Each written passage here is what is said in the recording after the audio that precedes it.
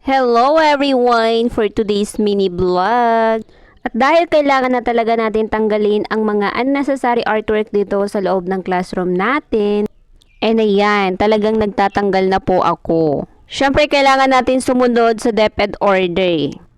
Nung una, ayaw ko pa talaga magtanggal ng mga pinanikit ko dito sa loob ng classroom ko. Dahil nga nasasayangan ako. Lalo na lahat ng pinanikit ko dito, binili ko.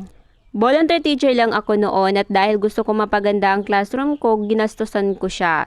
Sarili kong pera ang lahat ng ginastos ko dito. Kaya nasasayangan ako tanggalin. Pero wala tayong magawa dahil nga yun yung order ng DepEd. Kaya ayan, tinatanggal ko na po ang mga unnecessary artwork dito sa loob ng classroom ko.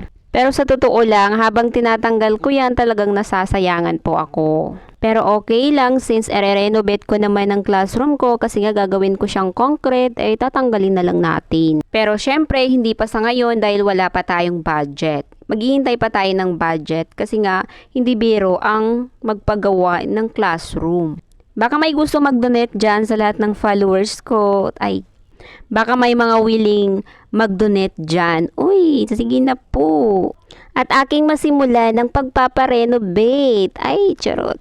Sa totoo lang guys, nakakapagod ang pagiging teacher. Bukod sa paperwork na kailangan mong tapusin, iisipin mo pa kung paano mo pagagandahin ang classroom mo. Pero since may bago ng DepEd order, siguro malaking tulong yon sa mga teacher. Dahil nga ang iisipin na lang nila is yung paperwork. Less na sa kanilang stress yung classroom nila. At less na rin sa kanilang gastos ang pagpapaganda ng classroom. At hindi na mahihirapan ang mga guro sa kanilang pagpapaganda ng classroom tuwing may evaluation. So ayan yung mga tinanggal ko dito sa classroom ko. At hindi pa po tapos dahil nga hindi pa kaya ng powers ko. Masyado pa marami. And that's all for today's video. Thank you for watching. Bye!